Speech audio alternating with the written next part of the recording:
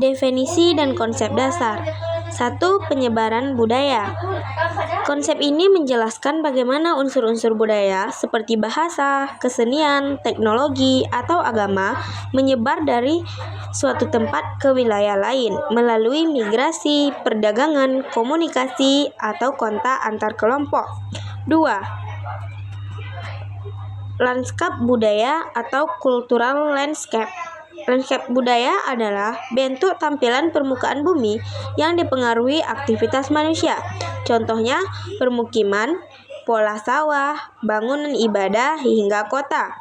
Ini menunjukkan bagaimana budaya mengubah lingkungan fisik. 3. Wilayah budaya.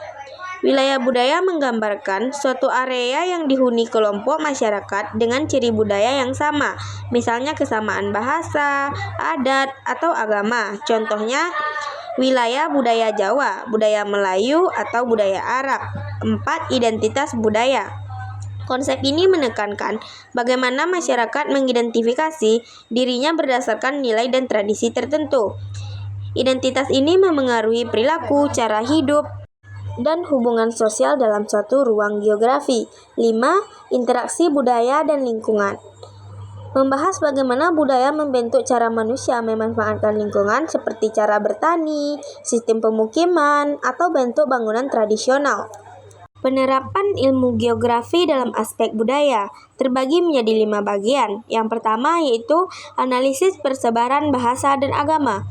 Geografi membantu memetakan dan memahami di mana bahasa atau agama tertentu berkembang, bagaimana penyebarannya, dan faktor apa yang memengaruhi dominasi atau perubahannya.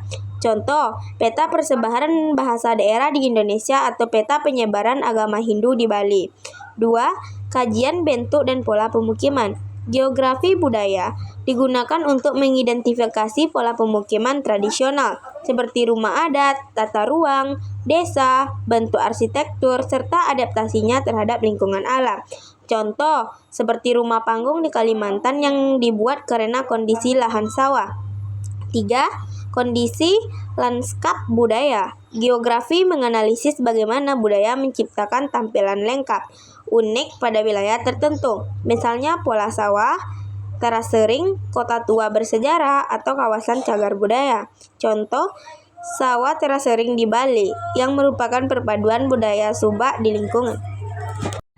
4. Penelitian tradisi dan aktivitas ekonomi lokal.